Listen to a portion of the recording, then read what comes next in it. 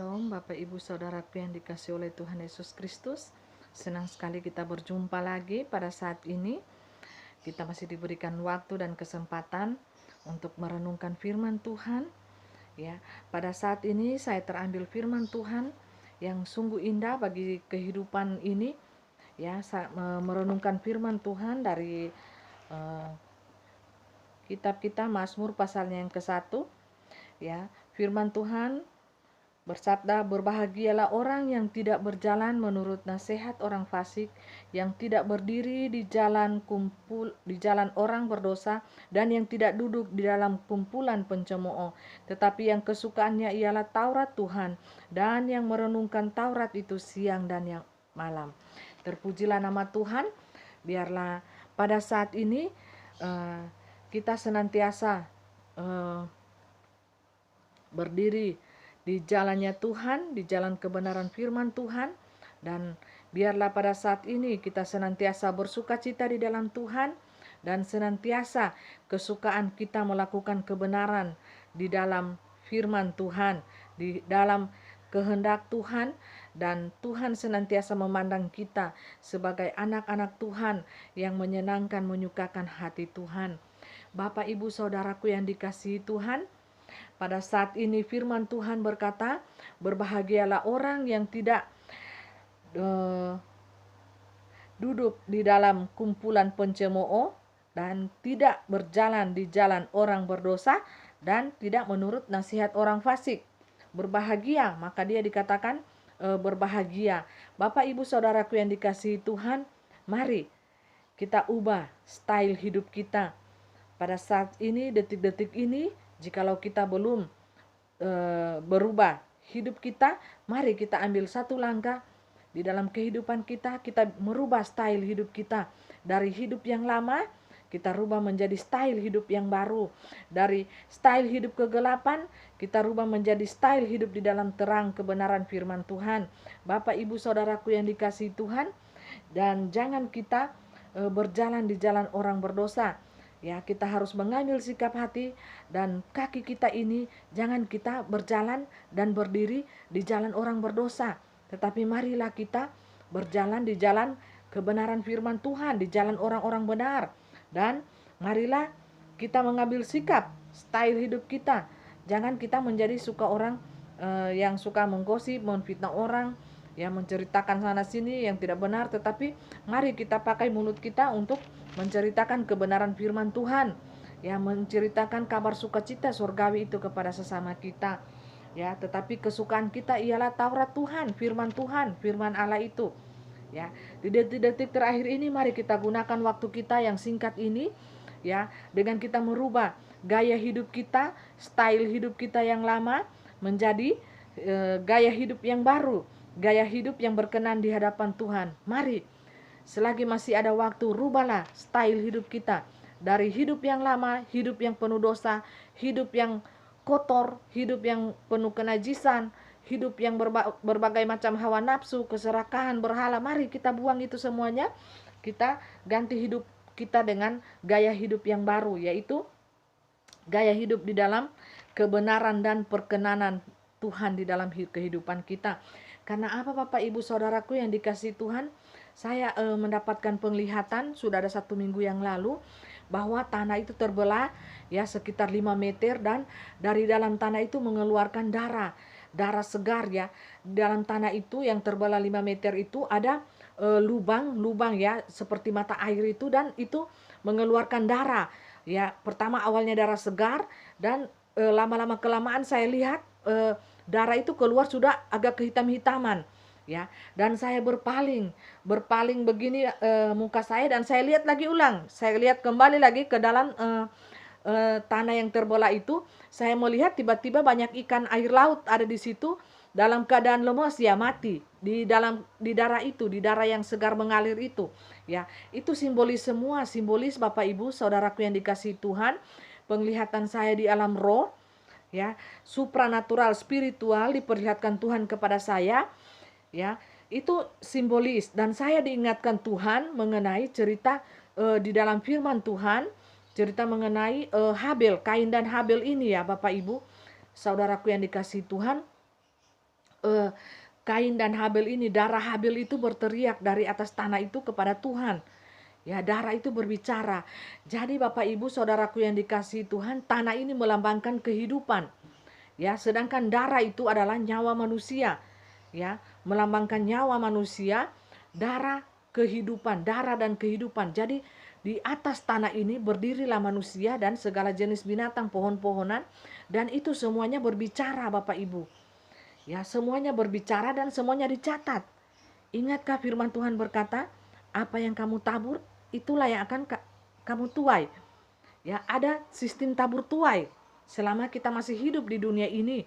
Jadi Bapak Ibu Saudaraku, tidak ada yang luput ya, meleset daripada pencatatan. Semuanya dicatat, perbuatan kita baik atau jahat, semuanya dicatat dan kita akan tuai nantinya. Apa yang kita tabur, itulah yang akan kita tuai.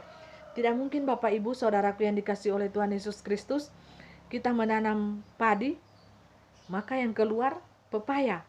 Tidak mungkin ya, itu keajaiban terjadi kalau kita menanam padi keluar pepaya. Atau seandainya menanam cabai, yang keluar alpukat. Ya, tidak mungkin. Tentu apa yang kita tanam itulah yang akan kita hasilkan. Kita menanam cabai akan keluar cabai. Kita menanam pepaya, kita akan menghasilkan buah pepaya juga. Atau padi, kita akan memanen padi itu tersebut. Nah, Bapak Ibu Saudaraku yang dikasihi Tuhan, saya melihat sebuah penglihatan itu dan itu banyak kali simbol ya, memakai simbol. Dan jikalau saya menerjemahkan itu secara harafiah, maka itu akan lari daripada arti yang sesungguhnya. Ada beberapa kali kejadian saya menerjemahkan itu memakai otak saya, logika saya harafiah, karena langsung tanpa saya mencari tahu apa maksud daripada Tuhan ini, ya, apa maksud Tuhan ini memperlihatkan ini kepada saya untuk disampaikan kepada seluruh umat manusia, ya. Apa maksudnya? Tetapi pada saat penglihatan ini sudah 1 minggu, saya tidak diberikan pernyataan khusus atau suara khusus yang datang kepada saya, tetapi saya diingatkan dengan cerita firman Tuhan Kain dan Habel ini, ya. Darah Habel itu berteriak di atas tanah ya pada saat saudaranya Kain itu membunuh dia, ya. Pada saat itu darah Habel ini berteriak, dia menjerit di hadapan Tuhan, berbicara ya. Jadi tanah, darah itu simbol kehidupan. Jadi tanah ini berbicara mengenai kehidupan, dan darah itu adalah nyawa kita manusia ini yang sangat berharga di hadapan Tuhan. Jadi Bapak Ibu Saudaraku yang dikasihi Tuhan, ngeri ya, saya mendapatkan penglihatan, hanya ditunjukkan penglihatan seperti itu, tapi seluruh badan saya ini dingin ya, takut, saya takut jujur, ngeri ya yang saya lihat itu, karena penglihatan itu tidak biasanya, simbolis yaitu, dan saya tidak menangkap suara apapun. Hanya saya diperlihatkan, tetapi saya takut. Dan saya bertanya-tanya, apa ini? Apa maksudnya ini Tuhan? Dan saya hanya diingatkan oleh Roh Kudus itu tentang cerita Kain dan Habel ini. Bapak Ibu Saudaraku yang dikasihi Tuhan, berbahayalah kita manusia ya, tipe-tipe manusia di akhir zaman ini seperti Kain. Ya, berjalan dengan panas hati, ya, berjalan dengan iri hati dengki, ya, berjalan dengan sakit hati, berjalan dengan kepahitan, berbahaya, ya, seperti Kain ini. Jadi kalau suara Tuhan, Roh Kudus itu, ya, Roh Kudus yang sangat indah, Roh kebenaran itu menegur hati kita ini, ya, ini saya ambil contoh Kain ya, seperti Kain itu ditegur dengan suara Tuhan. Tuhan itu berkata, Kain, hati-hatilah kamu, karena dosa sudah mengintip di depan hatimu, di depanmu. Dosa itu sudah ada, sudah disiapkan lubang untuk Kain itu. Dia mau terjun ke lubang itu atau dia mau loncat. Ya, di lubang itu, lubang yang sudah disiapkan oleh iblis itu, dosa itu mengintip ya. Setiap saat, setiap waktu, detik, menit itu dosa itu mengintip kita. Makanya jikalau kita tidak kuat iman kita, pegangan kita dengan firman Allah yang Maha Kudus, maka kita akan jatuh, terpeleset, kita akan jatuh di dalam berbagai hal pun. Manusia ini tidak ada yang sempurna, tidak ada yang kuat, tidak ada manusia yang powerful, ya, tanpa ada kompas, tanpa ada pengontrolan daripada roh kebenaran itu, Ya, Roh Kudus itu, Roh Allah itu merupakan suatu kompas bagi hati kita, ya, bagi kehidupan kita.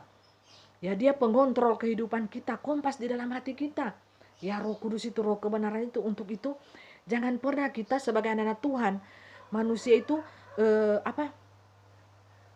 mendukakan hati Roh Kudus. Ya, apalagi sampai Roh Kudus itu berduka, Roh kebenaran itu berduka cita, dan dia akan secara perlahan akan mati ya, meninggalkan redup ya. Karena apa? Karena setiap kali dia mengingatkan kita, kita ini bebal, keras hati dan angkuh. Ya, sehingga Roh Kudus itu akan bersedih.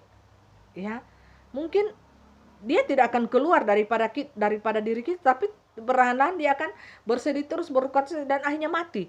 Roh Kudus itu akan diam karena dikalahkan oleh kedagingan kita, keangkuhan kita ya. Iblis itu yang mengalahkan Roh Kudus itu dalam hati kita. Karena apa? Kita lebih menuruti kemauan iblis daripada kemauan Roh Kudus itu, Roh Tuhan kebenaran itu dalam hidup kita, sehingga kita tidak peka lagi mendengar suara Tuhan itu. Kita tidak peka lagi, kita tidak bisa menangkap apa yang Tuhan mau, apa yang Tuhan kehendaki, apa yang Tuhan inginkan. Karena apa? Sudah bebal. Kita tidak akan peka lagi, hati kita ini tidak bisa menangkap apa-apa.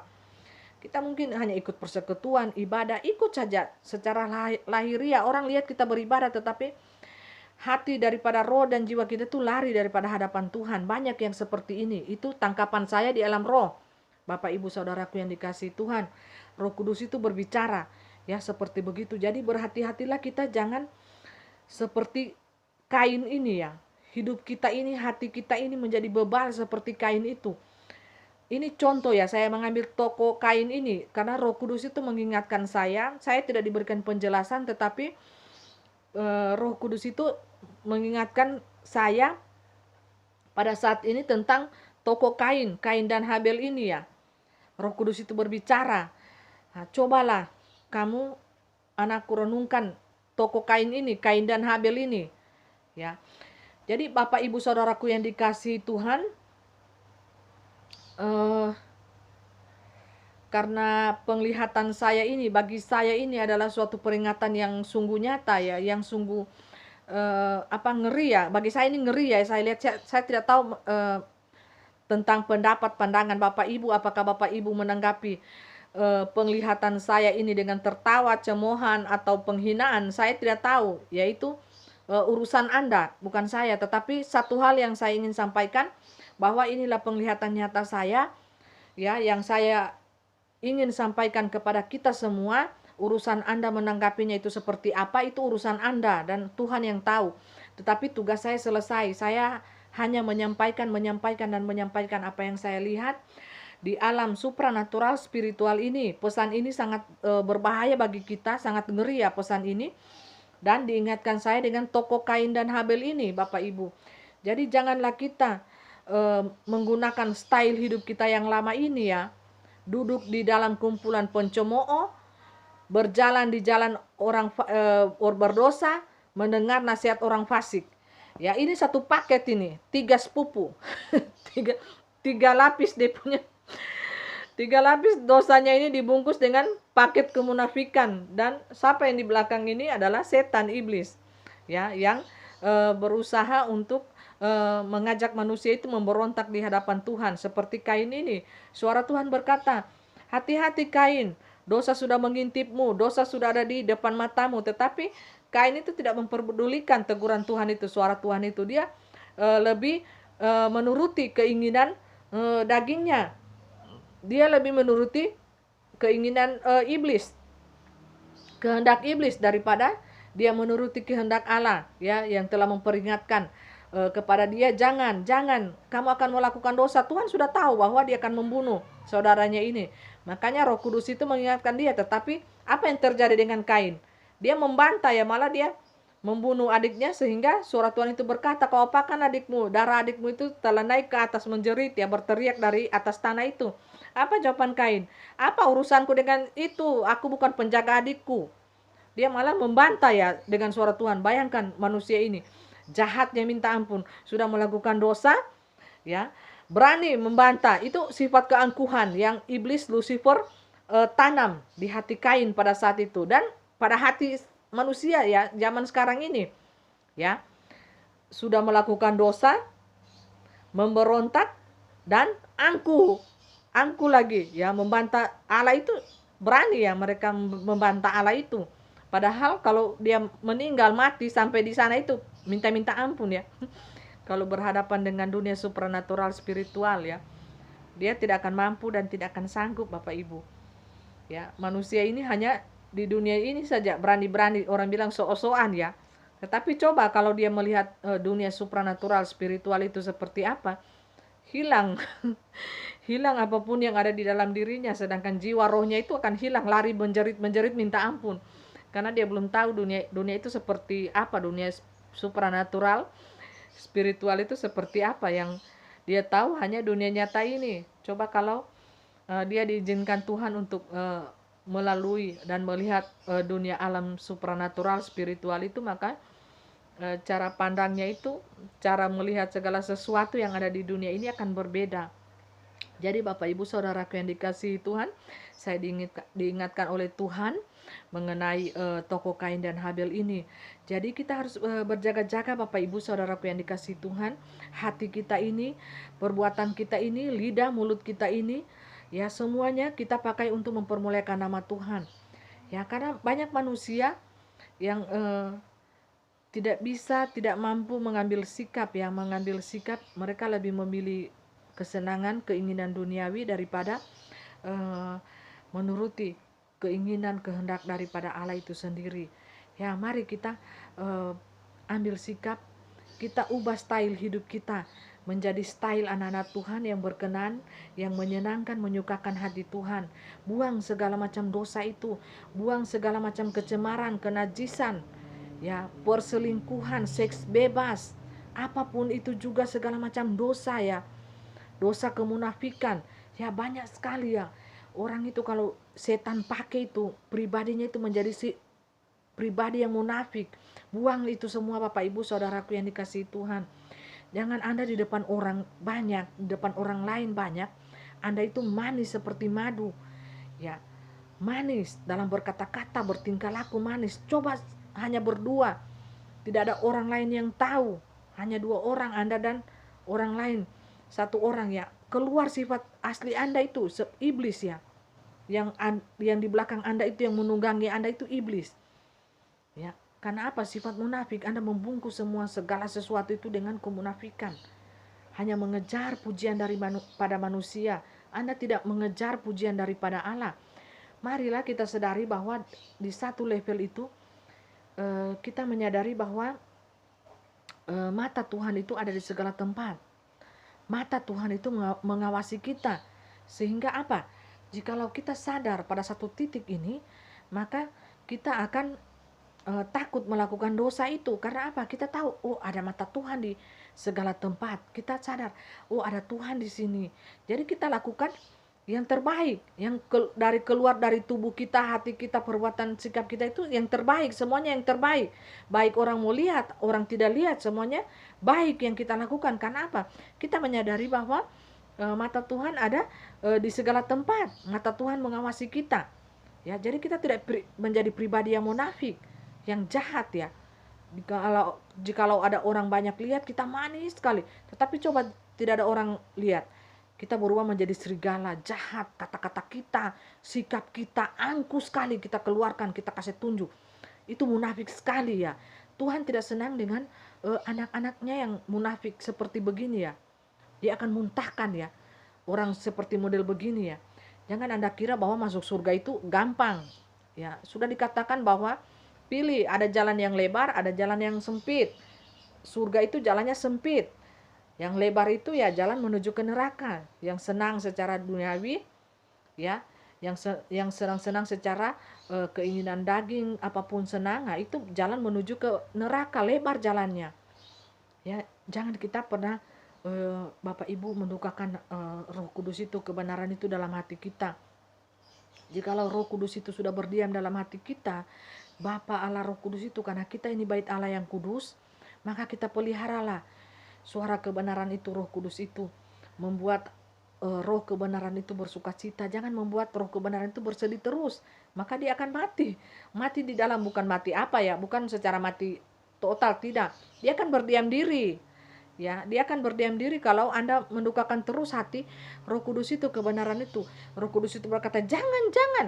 Malah kita iya, iya, iya secara keinginan duniawi, melakukan dosa terus, maka kita tidak akan peka lagi mendengar suara Roh Kudus itu, dan Roh Kudus itu tidak akan lagi berkarya sepenuhnya dalam hidup kita. Karena apa? Tubuh kita ini menghasilkan dosa, dosa, dosa terus. Mari anak-anak Tuhan, Bapak Ibu Saudaraku yang dikasihi Tuhan, mari kita tinggalkan style hidup kita yang lama, kita ganti dengan style hidup yang baru. Duduk di dalam kumpulan pencemooh, kita ganti menjadi duduk di dalam kumpulan orang benar, menceritakan kabar kesukaan firman Tuhan, ya, menyukakan hati Tuhan, menceritakan kabar kerajaan surgawi, ya. Jangan berjalan di jalan orang berdosa.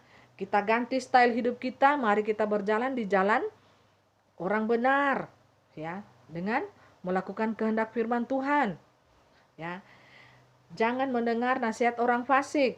Kita rubah menjadi, mari kita mendengar suara-suara kebenaran orang-orang benar, hamba-hamba Tuhan, hamba-hamba Allah yang dipakai oleh Allah. Mari telinga kita ini kita belajar untuk mendengar sesuatu yang baik, sesuatu yang mendatangkan kehidupan di masa yang akan datang, yaitu kehidupan kekal.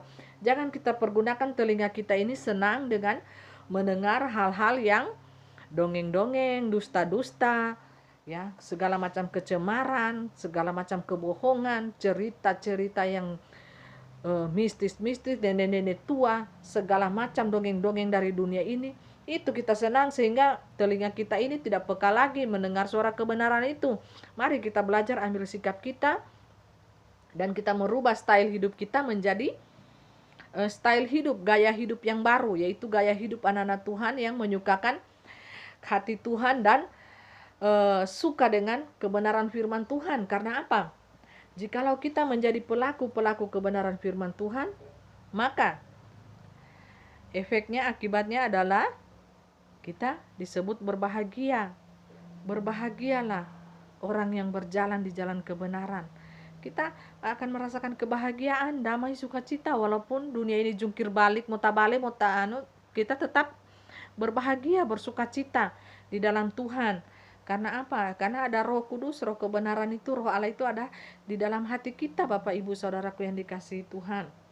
Jadi kebahagiaan kita adalah menjadi pelaku-pelaku firman Tuhan. Mari rubahlah style hidup kita dari style hidup kegelapan menjadi style hidup kita yang diperbaharui di dalam kebenaran firman Tuhan. Mari kita ubah gaya hidup kita. Anak-anak Tuhan, umat manusia seluruhnya, kita tinggalkan dosa kita, walaupun ada efeknya di balik itu, kita pasti akan dihina, dikata-katai teman, kamu begini-begini, itu jangan dipakai Bapak Ibu. Tinggalkan semua itu urusan Anda. Bagi diri Anda harus mengambil sikap, saya harus berjalan ke depan karena ini menyangkut diri sendiri. Kita ke alam kekekalan itu tidak bawa siapa-siapa, ya, diri kita sendiri, kita bertanggung jawab atas diri kita sendiri. Ya, jadi kita tidak usah mendengarkan mulut-mulut setan yang dipakai oleh iblis di dalam membuat kita ini drop, melemahkan iman kita, tetapi kita melangkah maju terus ke depan dan kita pandang kepada Tuhan Yesus Kristus yang memberikan kekuatan kepada kita.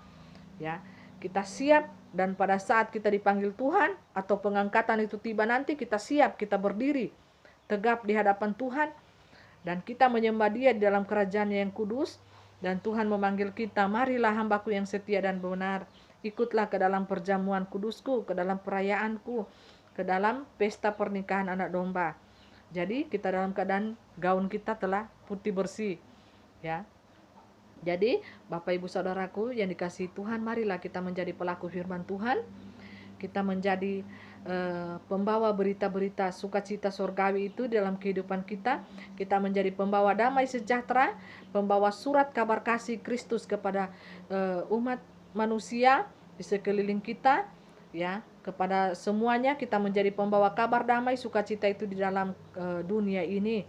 Dan kita pada saat ini, mari kita ambil langkah yang sikap yang tegas di dalam hati kita, kaki kita ambil langkah bahwa kita telah meninggalkan dosa-dosa kita, telah meninggalkan style hidup kita yang lama, kita ganti menjadi style hidup kita yang baru di dalam kebenaran firman Tuhan.